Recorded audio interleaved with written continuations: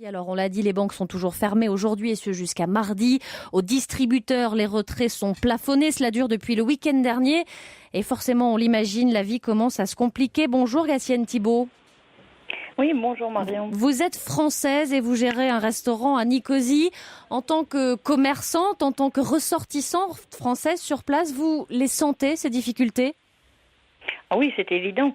Les gens n'ont pas la tête à dépenser, à vivre normalement. Ils se rendent au travail, ils exécutent leurs tâches et puis ils réfléchissent, ils discutent, mais ils n'ont pas la tête à la galéjade. Et au quotidien, ça se passe comment ? On fait plus attention à ses dépenses aussi ?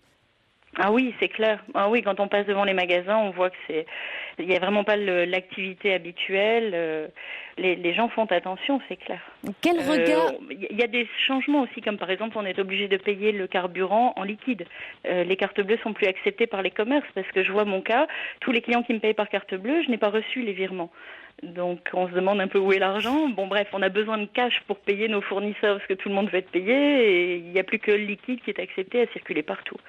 Quel regard vous portez aujourd'hui sur cette crise et sur le comportement aussi de l'Union européenne ? Ah, c'est horrible. C'est scandaleux. C'est ignoble. J'ai pas de mots. Pourquoi c'est ignoble ? Mais vous avez déjà vu faire ça ailleurs ? Vous avez déjà vu une puissance faire pression comme ça sur une île, sur un pays souverain. Mais un pays menacé de faillite, un pays menacé de faillite aussi. Et alors, il n'en reste pas moins souverain ? Et puis, dis donc, il faudrait peut-être regarder pourquoi il est menacé de faillite.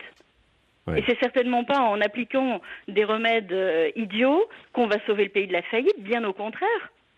On a l'impression ici à Chypre, moi je vais vous dire ce que les gens disent. Oui. On veut qu'on fasse faillite. L'Union européenne souhaite notre faillite pour faire main basse sur nos réserves de gaz et de pétrole et pour pouvoir appliquer sa politique partout. Le problème, c'est que les gens d'ici ne veulent pas de la politique de l'Union européenne. Ils veulent pas de taxes, ils veulent pas d'impôts, ils veulent pas d'atteinte à la liberté privée. Ils ont leur dignité, les gens ici.